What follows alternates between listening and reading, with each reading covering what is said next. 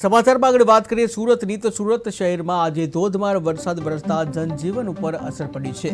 ત્યારે ખાસ કરીને લિંબાયત વિસ્તારમાં માત્ર 4 કલાકમાં 4 ઇંચ જેટલો વરસાદ ખાબક્યો હતો।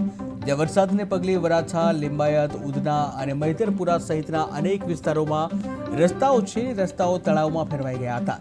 ત્યારે આશાનગરમાં સ્થિતિ વધુ વણસી ગઈ છે, જ્યાં નીચાણવાળા વિસ્તારોમાં ઘરોમાં પાણી ઘૂસી ગયા હતા। ત્યારે વરાછા ઓવરબ્રિજ ઉપર પણ પાણી ભરાતા વાહન વ્યવહાર ખોરવાયો છે।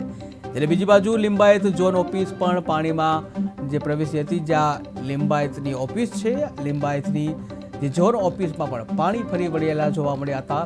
ત્યારે નગર સેવાઓમાં પણ ગાબડું પડેલું જોવા મળ્યું હતું। ત્યારે હાલ તો પોલીસ અને મહાનગરપાલિકાની ટીમ સ્થળ ઉપર પહોંચી હતી અને તાત્કાલિક કામગીરીમાં જોડાઈ હતી। ત્યારે સુરતમાં ધોધમાર વરસાદ ખાબક્યો છે। ધોધમાર વરસાદને પગલે ઠેર ઠેર સમગ્ર શહેરમાં જળબંબાકાર જેવી સ્થિતિનું નિર્માણ થયું છે। બ્રિજ ઉપર પણ પાણી જોવા મળી રહ્યું છે। ટીવી સ્ક્રીનના દ્રશ્યો તમે જોઈ રહ્યા છો।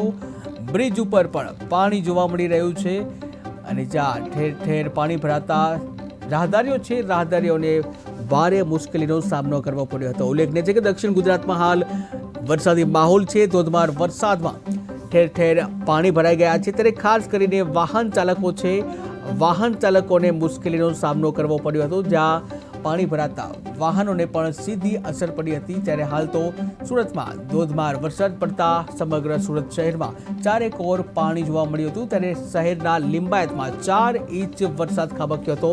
આ સાથે જ વરાછા સહિતના વિસ્તારમાં વરસાદ ખાબકતા ઠેર ઠેર પાણી જોવા મળ્યા।